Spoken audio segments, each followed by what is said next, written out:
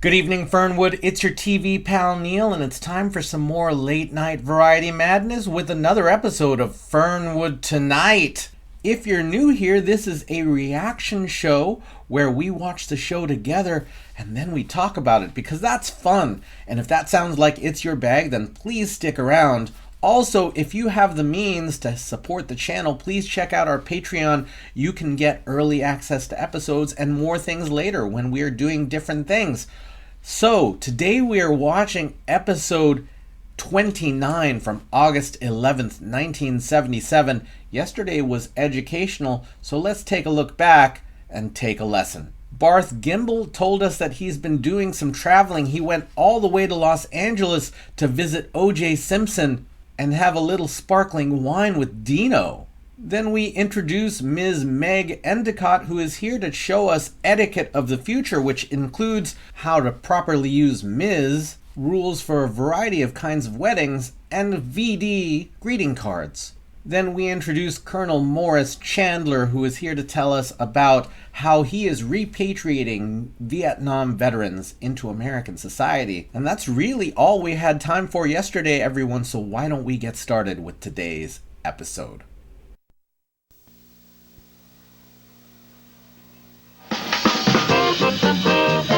Tonight from Fernwood, Fernwood Tonight, 30 minutes of very remarkable entertainment, coming to you live with your host for tonight, Mr. Barth Gimble. Tonight, Barth's guest will be Mr. Martin Worth, who went to San Francisco and lived to talk about it. Ms. Susan Cloud, who shows you how to eat your own wrappings. Mr. Earl Simmons, with the truth about Richard Nixon's sweaty lip, and Happy Kind and the Mirth Makers. And me, I'm Jerry Hubbard. And now here's your host and mine, Mr. Barth Gimble.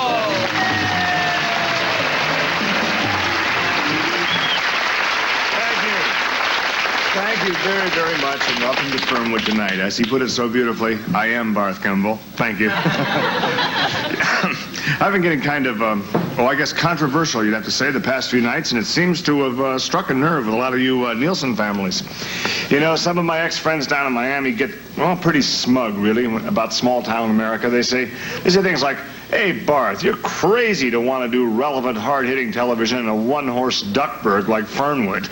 Why don't you just stay here in Miami and get a good lawyer?" Well, as it turns out, the laugh is on that Miami crowd. Because you Fernwood folks seem to be taking this hard-hitting approach of mine just fine. So if you want a crusading Barth Gimble, that's the Barth Gimble you're going to get. Okay? Fair enough. Now, case in point, I was spending a lot of time today going around town trying to locate a Porsche dealership. And in the process, I happened to hear a lot of people blowing some steam through their whistles about this federal court order that Fernwood has to integrate its schools. And something one gentleman said at the dry cleaners really rang true to me. What he said was, very simply, how are we supposed to integrate our schools when we don't have any Negroes in town? Okay. Anyway, he cut right to the heart of a major problem in our community, I think, and rather than do like so many entertainers, just, shrug my shoulders and sit on my hands, therefore running the risk of severe back problems later in life, I've decided to do my part to help our town out of this thorny little batch of quicksand. What I'd like to do is actually just issue an open invitation to the black parent who may be watching this program in another locality. Why not get in touch with us? If that child is more than an hour away, maybe we'll start a foster Negro program where some childless parents here in town would take the youngster into their home for a year. You could learn his culture, and he could learn yours. It could be so wonderful. Speaking of basketball, I've started the ball rolling, or dribbling as the case may be. Now it's time, I think, to get called for traveling.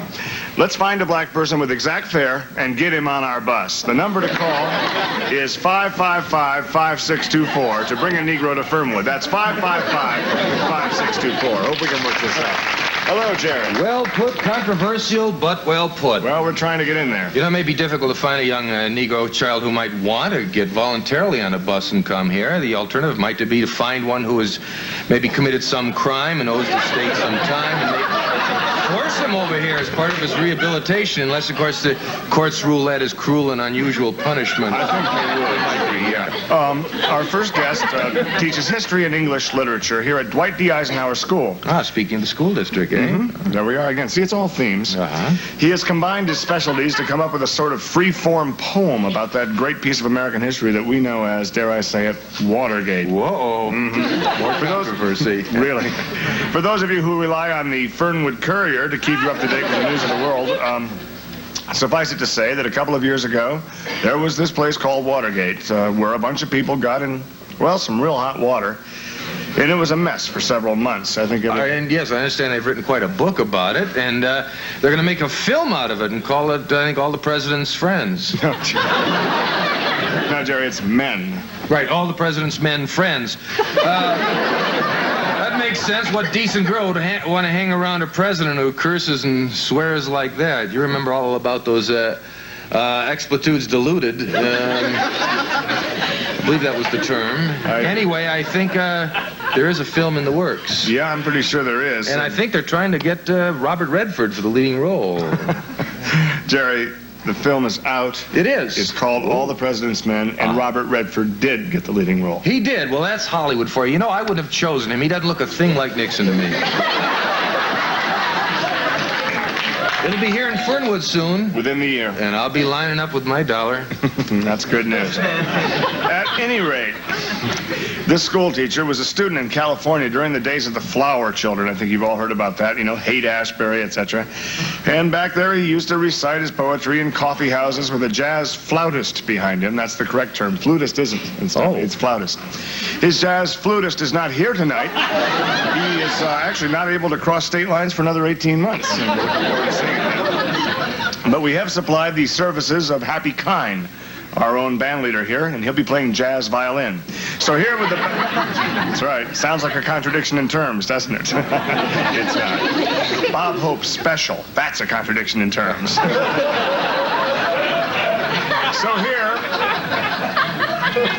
here with the Ballad of Watergate is Fernwood's school-teaching poet, Mr. Martin Worth.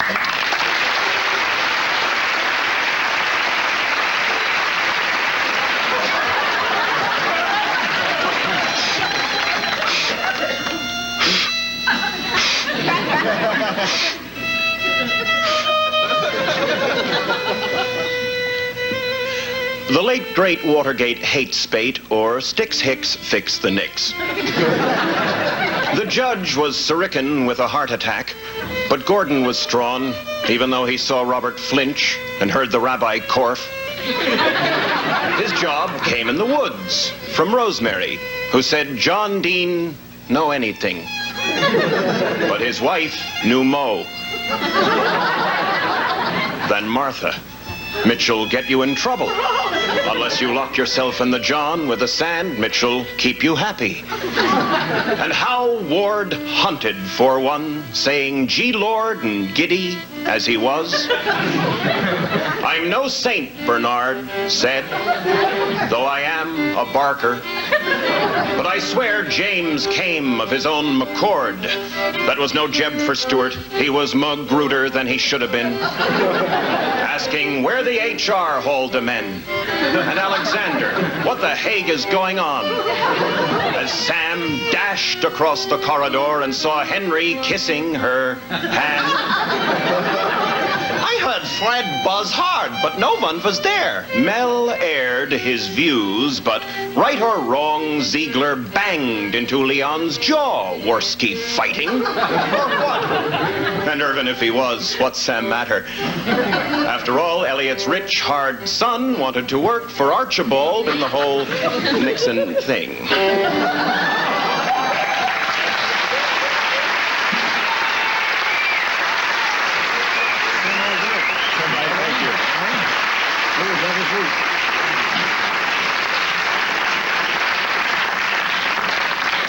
Well, it's good to have a little culture on the show. Whose idea was this? In fact, how did you get on the show? Well, I had the birth of a notion back in school. See, I teach English and history to kids who are young and easily frightened, and I wanted to combine both of my interests. Thank you very much. All I can say is nice try. We'll be right back after these important words.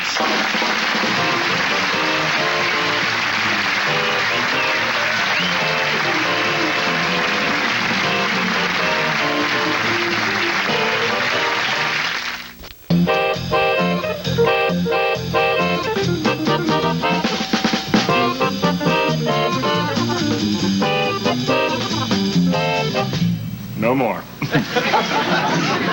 Before I introduce our next guest, I'd like to invite Happy Kind over here from Happy Kind, the Mirth Makers. Why don't you come on over here, okay?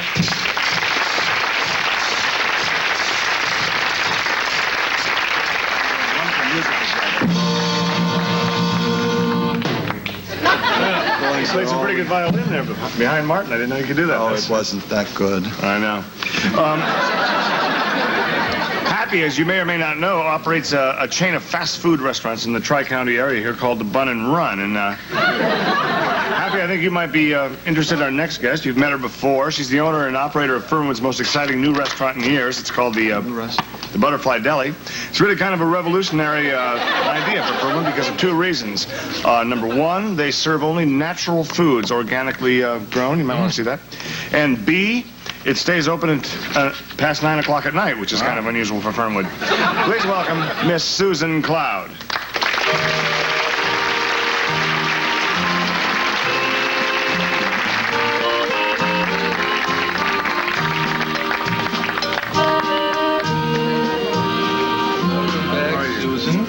It's like always good to be here. Make yourself at home, lotus position, whatever's best. I can't cross my legs. Oh, we won't go into why.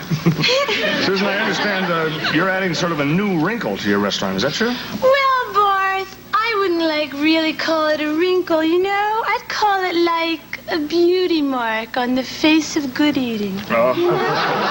I feel like when I saw the karmic success of Happy's Bun and Run fast foods, you know, and like the financial overtones which this universally implies, you know, we got hip at the Butterfly Deli, and we picked up on it and got flexible, and now we have our own organic takeout section. Wow. Yeah, we flashed on Happy's vibe, so we're calling our place the Mung and Run. Yeah, this week we're featuring a new zucchini burger called the Big Zook.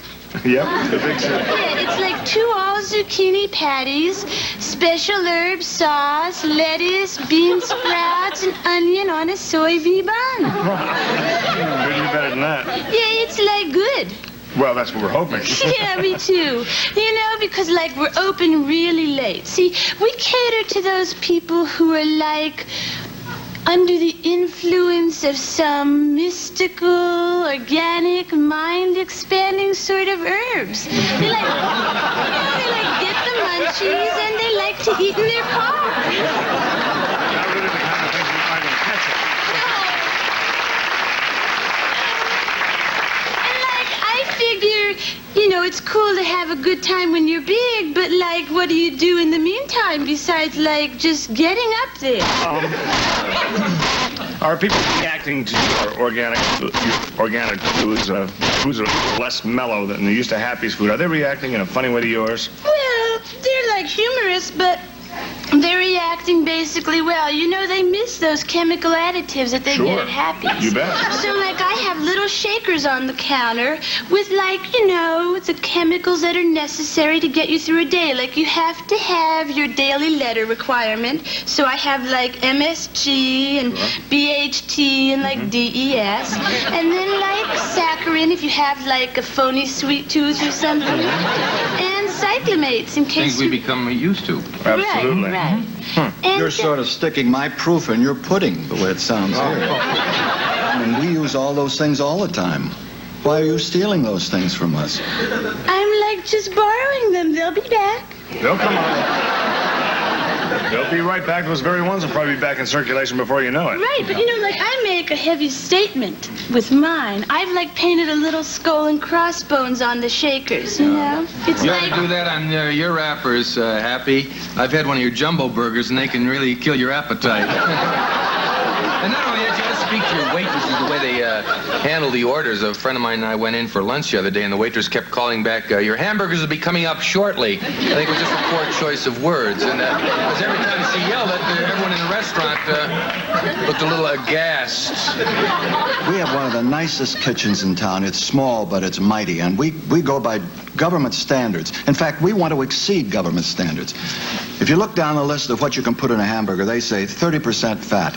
Now, we're willing to exceed that, but the government keeps us from going into that 30%. You would need to go 40, 50%. We would love to, but Go we as high can't. as 80. That shows you what kind of a government we got. Yeah. The other 50% that we put in it is non-meat products, and the other 20% are disclaimers. Mm-hmm. And believe me, anybody that comes to the Bun and Run and goes out with one of our jumbo runner bunner hamburgers knows what he's getting.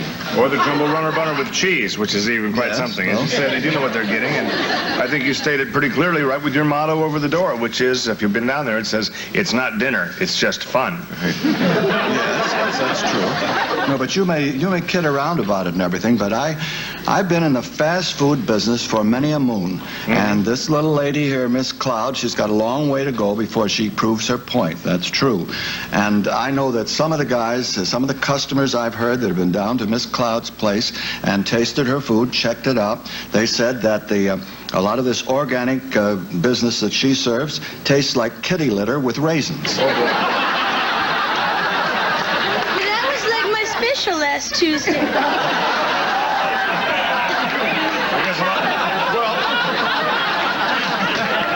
I think there's room in Fernwood for the friendly fast food rivalry. I think so, don't you? On the one hand, you have Happy Kind over here in the Bun and Run offering a burger that will stay with you longer than most girlfriends. On the other hand, you've got Sweet Sue here, if I may call you that, at the Butterfly Deli, offering no preservatives, no additives, no real food as we know it, and therefore no problems. Each one of them a healthy alternative to a decent meal. Right. So, the number to call, incidentally, for a takeout organic meal is 555-5624. That's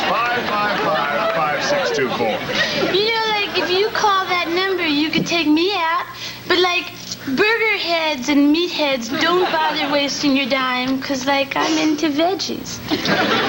Okay, either turning into one or serving them, right? How nice. We'll be right back after a snack. See you in a minute.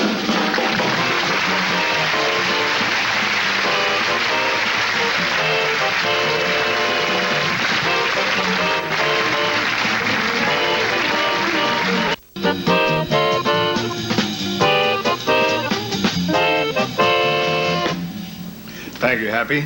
You know, Martin, we've had you on the show here for a number of reasons tonight. One, it's kind of hard to find even relatively interesting warm bodies here in town. You came down close. The other is to help us kind of kick off a theme of sorts on the show with your interminable poem about Watergate. That's because my next guest was a chauffeur for the limousine company assigned to the White House during the Nixon years. I think we've all wondered what drove Richard Nixon to do what he did. We may not find that out, but we'll find out who drove him. Based on his first-hand observation, he's written a book with a rather startling theory that explains some of the mysteries of the Nixon years. Would you please join us in welcoming Mr. Earl Simmons?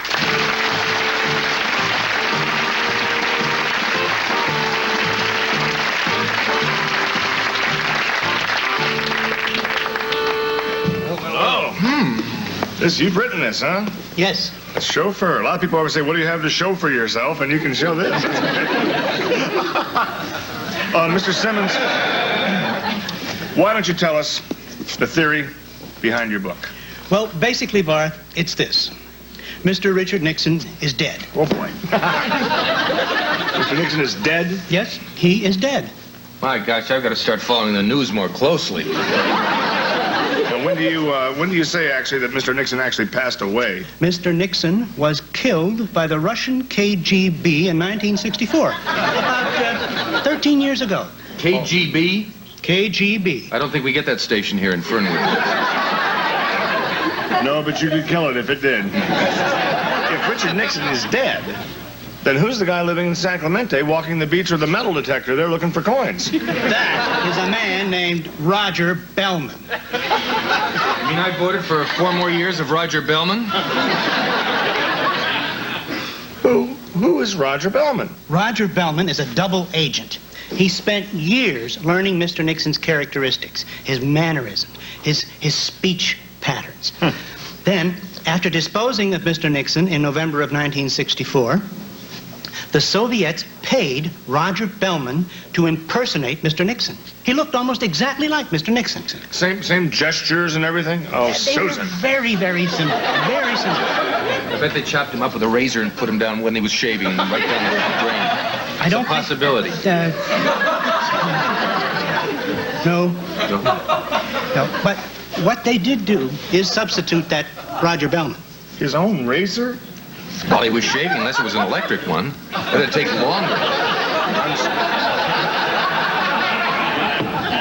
As I was saying, this man looked exactly like Richard Nixon. But to make certain that it was exact, they modeled a Nixon mask out of surgical plastic.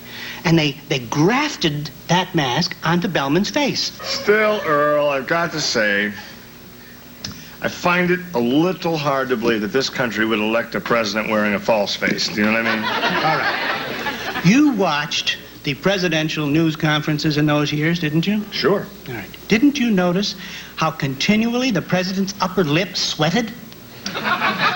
You're right. Yes, I did. Okay. I brought some pictures. Have we seen these ones? Are we getting in on this? Are we getting glare or strobing? Now, is that Richard Nixon or Roger Bellman? This is Roger Bellman. Uh-huh. Notice the sweaty upper lip, I see. the beady eyes. Right.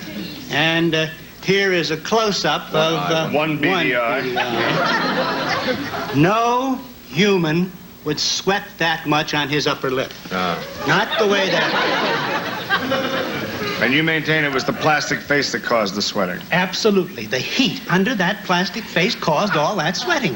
Now, Mr. Bellman, did you personally know... Simmons. Mr. Simmons, you personally were with the president, though, President Bellman, during this time, driving him. Yes, that's how I happen to know that Did you detect the difference? Of course. Okay, I still say that the president, the man that you drove, the man that was president, was Richard Nixon. No way. No way. No American in his right mind could have screwed things up the way Roger Bellman. You know one way you could possibly find out who Richard Nixon really is? You have any thoughts on that? Find out if he really is Roger Bellman. We might be able to... Whoa. Well, one darn good way is go up to if you're ever around the president, walk up and say, "Hey, Roger," and see if he turns around. I wonder who the heck Roger Bellman is now. His life is probably really up in a Absolutely. It just occurred to me that fun is where you find it. You know, when I had my... It's fun talking to all you people, but I had more fun just doing that before. I'm going to do it 2 more times. 1 more time, 2 more times. It was no longer an accident. We'll be right back after these important words. Stay with me.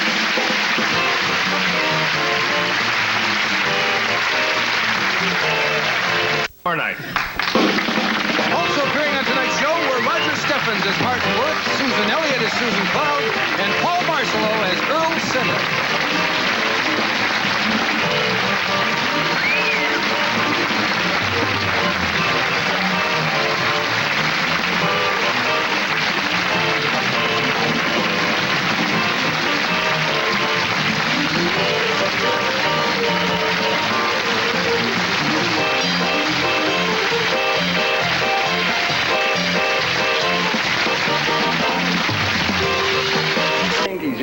General settlement. So today we are just straight up conspiratorial, and apparently this is right around the time that All the President's Men was released in the theaters.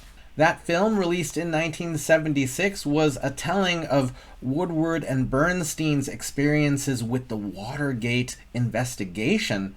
But before that, Barth starts with some controversy that the schools in Fernwood are being forced to integrate, which is odd because none of the citizenry of Fernwood appear to be non-white. And for reference, we should go back to Mary Hartman, and remember that there was only one black person who appeared to live in Fernwood at all, and that was Dewey. And if you don't know anything about that, maybe we should bring it back to Dewey's early appearances. Now this becomes an opportunity for Barth to attract young black people to Fernwood, given the experiences of young people in Mary Hartman, that maybe not such a great idea, but we're going to give it a try.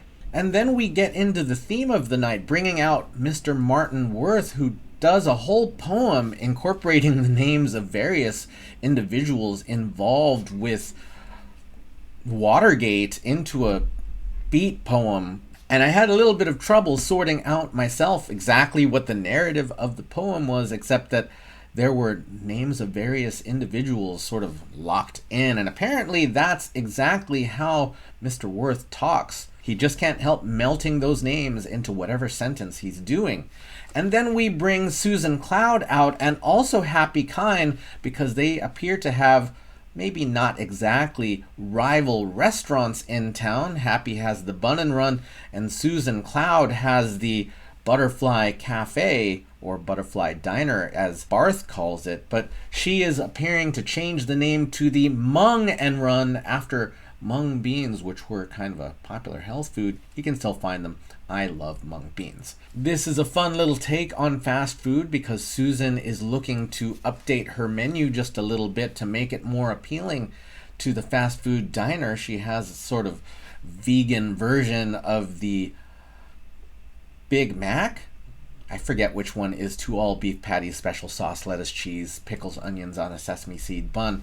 I forget which one that is. I never had one. I like the rivalry that gets built up here, considering that we have 2 restaurateurs here in the show. Then we move back to the theme of Watergate, and we bring out former chauffeur Earl Simmons, who has a claim that Richard Nixon was not ever indeed Richard Nixon, or at least after 1964. Apparently there is a conspiracy, and that conspiracy is that Richard Nixon was infiltrated by the KGB, and by infiltrated we mean assassinated and replaced, which is one way to look at it. I don't want to draw comparisons between the modern day Republican Party and the 1970s, but they can be drawn. So everyone, that is sort of a tall tale-ish kind of thing. We've been doing a few tall tales this week. I can't say exactly how things might have felt in the 1970s. The way I've seen it portrayed, it certainly felt like a betrayal of America. But in some ways, it feels like people are trying to find ways to forgive the weirdness, or at least not put the blame on actual Richard Nixon. It's starting to feel like modern politics to me, and that's really all I've got to say about it. So now, let's take a look back at the topic of the week. We had been discussing Mary and Tom Hartman, and mostly talking about their early relationship, which had both partners cheating on each other over time. Tom had his affair with May Olinsky, and Mary had been getting attention from and eventually did cheat on Tom with Dennis Foley. And that is a bone of contention, and maybe that's a whole set of episodes you just gotta watch. But things really shifted because Tom did try to put some work into improving his idea of the relationship, or improving his commitment to the relationship. And Tom really, he had a week worth of trysts with May and then immediately thought bad of it. On the other hand, you have Mary, who continually denies that she is having an affair with Dennis for a long period, and that really goes throughout the first season for sure, and turns into something else when we see some stuff happen at the end of the second season, which I won't tell you about if you don't know. I don't think that it's a tit-for-tat thing. Like, they both have very different approaches. Mary and Tom both have very different approaches to how they tried to heal their relationship. And then things got worse. They got back together, and things really took a turn. And that's something we may talk about tomorrow. So everyone, that's all I've got to share about the topic of the week. That's all I've got to say about the episode today. Thank you so much for watching with me. Thank you so much for leaving your thoughts, feelings, and impressions in the comments. Thank you for being you. Ariel, thank you for being our Patreon supporter. We will see you all tomorrow night in Fernwood.